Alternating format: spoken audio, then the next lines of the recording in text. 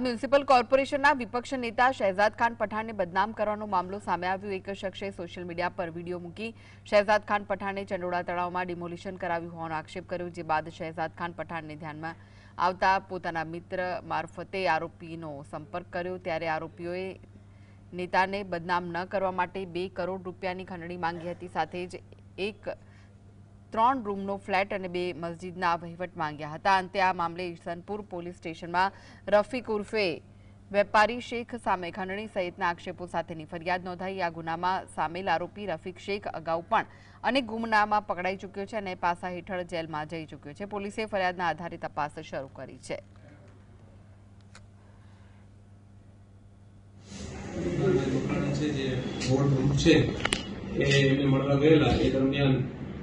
શહેજાદ ખાન પઠાણ પાસે 2 કરોડ રૂપિયાની માંગણી કરેલી અને આ બધી પોસ્ટ અને હેરાનગતિ બંધ કરવા માટે 3 BHK ફ્લેટની માંગણી કરેલી છે।